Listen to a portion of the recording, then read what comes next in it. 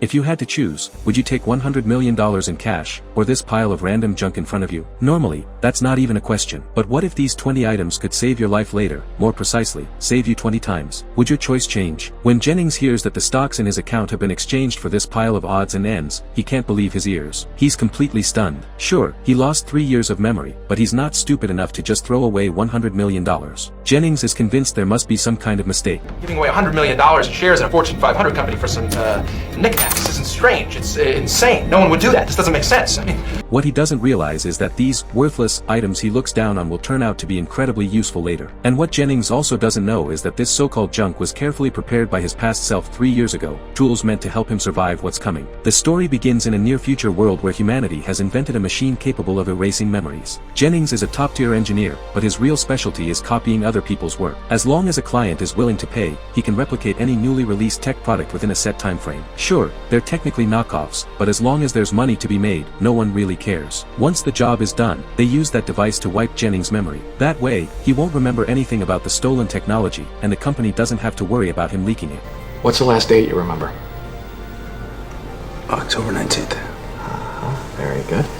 Jennings loses 2 months of memory at a time, but to him it feels like he just nodded off in a chair. Afterward, a large sum of money appears in his account. Of course he's happy to keep doing it, but people are greedy. When a massive, tempting reward is right in front of you, but the price is 3 years of your life, would you still take the deal? Jimmy is Jennings' old college friend. Ever since he was young, he dreamed of building a tech company the whole world would notice. Now that opportunity is right in front of him. He offers Jennings' company stock, enough to earn him at least 8 figures, but this time, the job will take longer than ever before. How much more time? 2 years. Maybe 3. You're kidding. Deadly serious. Jennings thinks Jimmy is joking. The longest job he's ever taken was only 2 months. Even if it feels like a quick nap, giving up 3 years of his life isn't an easy decision. Give up 3 years of my life? Not give up. Trade. 3 years in return for the rest of your life. One big paycheck. You're done. But in the end, the temptation is too strong. Jennings agrees. A few days later, he arrives at the company by helicopter, where an assistant comes out to greet him. After going through strict security checks, he finally meets Jimmy. At first, their conversation is relaxed and friendly, until Jennings notices a syringe gun. His expression instantly changes. what is this? Jimmy explains it's a newly developed technology. They inject an isotope into Jennings' body first, marking his brain. After the job is done, they inject him again, which allows them to erase his memory completely, safe and reliable. Faced with something unfamiliar, Jennings feels uneasy, but out of trust for Jimmy, he goes along with it. As the injection enters his body, his pupils rapidly contract. It's a sensation he's never experienced before. Then he walks into the lab and begins 3 years of secret work. Not long after, Jennings feels dizzy. When he wakes up again, he's sitting in a chair, like nothing happened, and yet like everything has. Jimmy tells him 3 years have passed. The project is complete, and those 3 years of memory are gone. Uneasy, Jennings returns home and checks his computer. His stock account now shows $92 million. That's far more than he expected. He's thrilled, convinced he made the right choice. He immediately goes to the company's lawyer, asking to withdraw some money. But the lawyer tells him that a month ago, he already gave up all his shares. And he specifically instructed the lawyer to deliver an envelope containing 20 miscellaneous items. Jennings thinks it's a joke, but the lawyer is dead serious. Okay, I'll look into it, but it's gonna take me some time. This is crazy. So I'm gonna make some phone calls. Okay. He makes call after call, but no answer satisfies him. When he gets home, he notices the back door has somehow been left open. Instantly on alert, he suspects a break-in. Thankfully, he reacts fast, knocking a man out with a single strike and making a run for it. But the attackers outnumber him, surrounding him from all sides. After being hit with a taser, Jennings has no choice but to submit and is dragged away. To his surprise, the people who captured him are FBI agents. They interrogate him one after another, accusing him of stealing top-secret government technology, a crime punishable by death. Jennings has no idea what they're talking about. It turns out the FBI has been watching him for a long time. 3 years ago, a physicist named William developed a groundbreaking technology that could change the world. But the government shut the project down for various reasons. Unwilling to accept that, William planned to sell the technology. The FBI suspects Jimmy's company bought it. They can't prove it, though, because William was murdered. And Jennings just happened to join that company around the same time, making him a prime suspect. They threaten him with prison, trying to force the truth out of him, but Jennings can only insist he knows nothing. He desperately explains, but the agents think he's lying. They decide to test his brain on the spot, not caring whether he can handle the pressure. The result proves he was telling the truth. His memory has been completely wiped. The agents are disappointed. Just then, one of them decides to take a smoke break. Coincidentally, there's a pack of cigarettes in the envelope taken from Jennings' house. And from that moment on, fate quietly begins begins to turn. The agent lights a cigarette, the smoke curls upward, and he doesn't notice the newly installed smoke detector above him. By the time he realizes, it's 3 seconds too late. The alarm is triggered, and all systems shut down immediately, including the machine restraining Jennings. The room goes dark, smoke fills the air, and chaos erupts. Seizing the opportunity, Jennings feels around the table and finds a pair of glasses from the envelope. Without hesitation, he puts them on, only to discover they have night vision. With their help, Jennings successfully escapes the federal building, but the agents are still chasing him. He ducks into a crowded subway station to hide. Just when it seems he has nowhere left to run, the envelope accidentally falls to the ground. Jennings thinks it's over, but a transit card sticking out gives him hope. Thanks to that, he narrowly escapes. By the time the agents arrive, he's already gone on a bus. Having survived by the skin of his teeth, Jennings still doesn't fully understand what's happening. It all feels like too much of a coincidence, but the items in the envelope really did save him. Meanwhile, Jimmy is furious that Jennings escaped. He had expected Jennings to die at 3:03 inside the federal building, which would have erased all evidence against his company. But something went wrong, and their plan fell apart. That's when Jimmy suddenly realizes something. They may be in serious trouble. For now, Jennings hides out in a motel. He lays out everything from the envelope on the bed, arranging it into a giant question mark. What is all this really about? Jimmy, his old college friend, is now trying to kill him. At this point, there's only one person Jennings thinks he can trust. He picks up the phone and calls his friend, Shady. They agree to meet at a shopping mall at 9 a.m. Jennings hopes Shady can help him sort things out, but Shady is just as confused. At that moment, Jennings notices a lottery drawing on TV and casually pulls out a string of numbers from the envelope. What happens next shocks him. The winning numbers match his exactly. That's when everything finally clicks. There's no way I get out of that extraction room without the cigarettes and the glasses.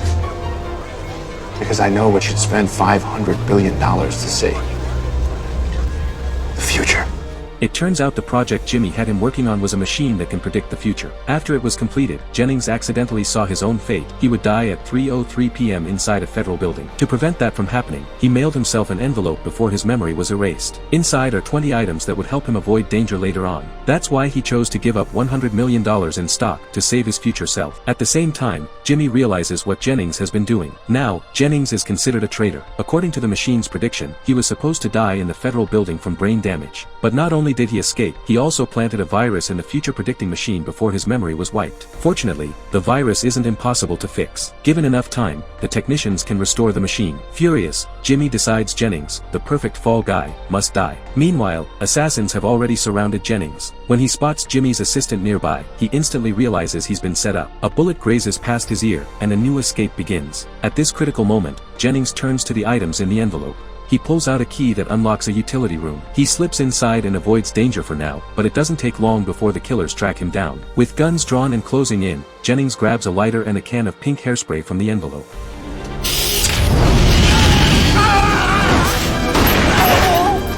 The two assassins end up in chaos, accidentally creating an opening, and even leaving behind a gun. Jennings picks it up and runs, only to find the door lead straight onto subway tracks. The tracks stretch into darkness on both sides. He has no idea which way leads out. The assistant is already catching up. This isn't just a physical fight, it's a tense psychological standoff. Neither of them moves. In the distance, the rumble of an approaching train grows louder. The assistant stands closer to the exit and could easily escape first. In desperation, Jennings comes up with a plan.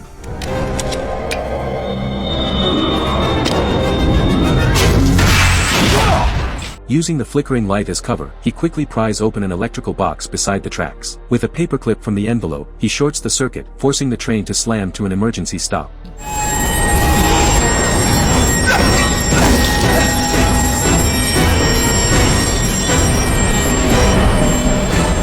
As the train screeches to a halt less than a meter behind him, Jennings is shaken to the core. He still doesn't know which way to go, but he believes his past self must have left him a clue. After going through the envelope again, he notices a small object coated in pink paint. He washes it off, revealing the logo of a restaurant. He calls the restaurant to check for a reservation, and just as he suspected, it's there. I did. Okay. Right, how many is it for? Oh, no, thank you. No, I'll be there. Still confused, Jennings doesn't realize that elsewhere, a blonde woman named Rachel is looking through photos of them together. It's clear they were more than just acquaintances. But then someone knocks on her door unexpectedly. All right. Why? Rachel works at Jimmy's company. That's how she and Jennings met, and quickly fell in love. They went from friends to a couple, but after his 3 years of memories were erased, Jennings forgot all about her. Jimmy shows up, trying to get information about Jennings' whereabouts. From Rachel's reaction, it's clear she doesn't even know his memory was wiped. Rachel, I'm sorry to have to be the one to tell you this. Michael left Allcom yesterday. Permanently. We erased his memory. No. After leaving, Jimmy isn't convinced. He believes Rachel is the most important person in Jennings' life, so he secretly installs hidden cameras in her home to track them. Sure enough, while Rachel is in the shower, her eyes suddenly light up, like she's seen something exciting. Jimmy catches the whole thing. The next day, while Rachel is away, the assistant sneaks into her apartment and searches everywhere, eventually discovering a hidden message Jennings left on the mirror. We've got him. She's supposed to meet him at Cafe Michel, 1 p.m. Meanwhile, Jimmy has people stall Rachel, but determined to find Jennings, she risks everything and sneaks out from the rooftop of the company building. At the same time, Jimmy creates a decoy, a woman disguised as Rachel, to meet Jennings, controlled remotely by him. A sniper is already in position outside, but with patrol officers nearby, they have to wait for the right moment. Through the earpiece, Jimmy tells the woman to stall and try to take the envelope from Jennings. Michael, I can see you still have the envelope. That means it's working. I know you switched the personal items. I helped. She manages to trick him into handing over a company access card and prepares to leave. But a goodbye kiss triggers something in Jennings' memory. Something feels off. And when her contact lens slips, his suspicion grows. What's my favorite baseball team? Who cares?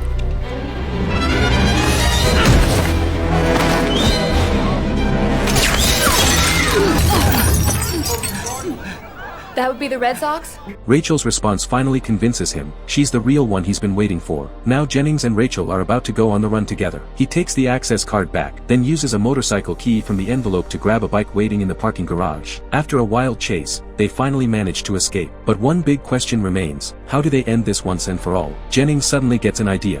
When I checked this envelope out of Reddy Grant, they told me I signed in 20 items, but there were only 19.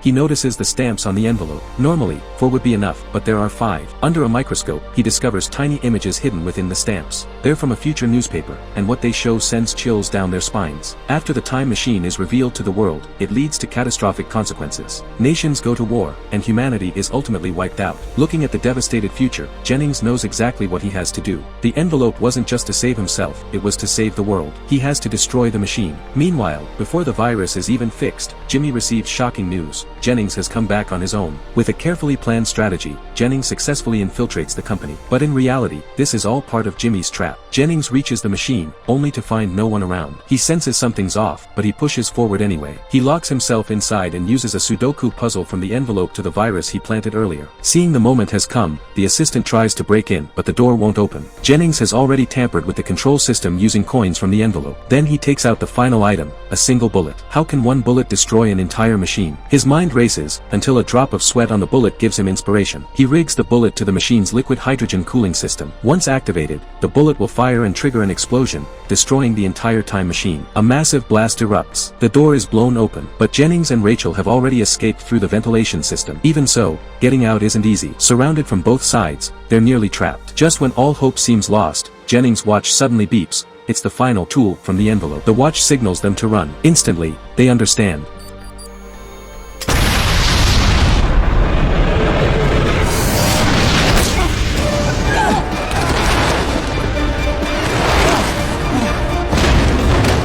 At that exact moment, the bullet attached to the liquid hydrogen system fires. A chain reaction follows, and the time machine is completely destroyed. Jennings and Rachel manage to escape just in time, avoiding the blast. In the end, Jennings destroys the machine because he realizes something important, knowing the future isn't progress. It's a chain. Once humanity loses uncertainty and hope for what's ahead, life itself loses meaning.